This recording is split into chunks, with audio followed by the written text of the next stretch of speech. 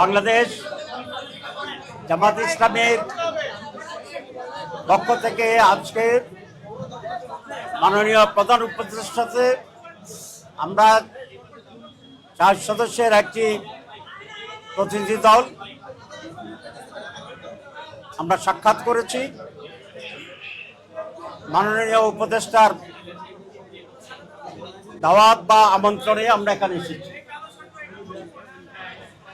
আমাদের এই 4 দলীয় আমাদের এই 4 সদস্যের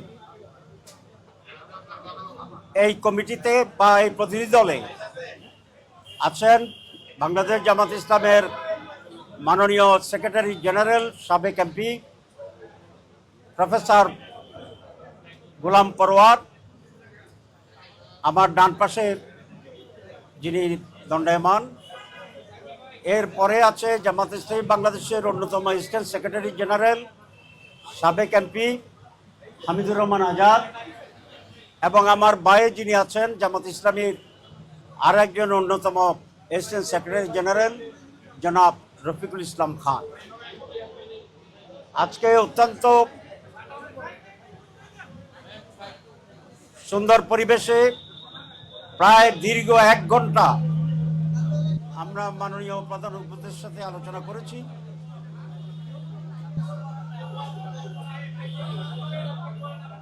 রাষ্ট্রের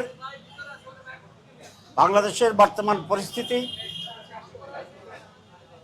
আমাদের নির্বাচনের প্রস্তুতি এবং নির্বাচনকে অবাধ ও সুষ্ঠু অংশগ্রহণমূলক করার জন্য কি কি করণীয়, বাংলাদেশের বিরুদ্ধে যে ষড়যন্ত্র, নির্বাচন বানচালের যে ষড়যন্ত্র, এই সকল বিষয়ে আমরা খোলামেলা আলোচনা করেছি। আমরা বলেছি মাননীয় উপদেষ্টাকে যে দীর্ঘ সময় সংগ্রাম, রক্ত এবং জীবন দেওয়ার বিনিময়ে আমরা একটা নতুন বাংলাদেশ পেয়েছিলাম। স্বৈরাচার এবং ফ্যাসিবাদের শুধু পতনই হয়নি, তাদের ন্যায় করা দেশ ত্যাগেও বাধ্য হয়েছে। এদেশের মানুষ আশা করেছিল এই পরিবর্তনে একটি গুণগত পরিবর্তন আসবে রাজনীতিতে, অর্থনীতিতে, আমাদের রাজনীতি